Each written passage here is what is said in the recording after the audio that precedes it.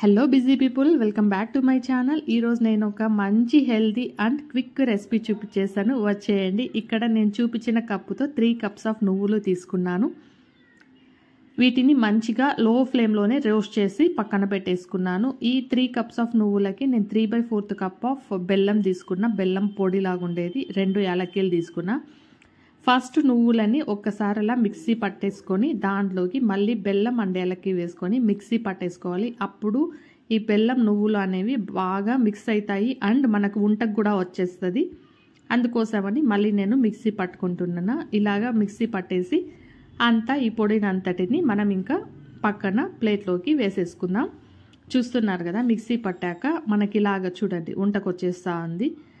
అలా అయినప్పుడు ఇంకా అంత పిండిని ఒక చోట వేసుకొని కొద్దిగా స్వీట్ చూసుకొని కావాలి అంటే నెయ్యి వేసుకొని ఉంటలు పట్టుకోండి. లేదంటే అలాగే ఉంటలు పట్టినా ఉంటకు వచ్చేస్తుంది. ఇక్కడ నేను కొంచెం గీ వేసి ఉంటలు పట్టుకుంటున్నా. అంతే అండి, ఎంత క్విక్గా అయిపోతుంది అంటే ఈ రెసిపీ చాలా క్విక్గా అయిపోతుంది. అండ్ పాకం పట్టే పని లేదు, వెయిట్ చేయాల్సిన పని లేదు, చాలా ఈజీగా అయిపోతుంది. ఇంకా నెయ్యి వేసుకొని ఇంకా ఇలా కలిపేసి ఉంటలు చుట్టేసుకోవడమే.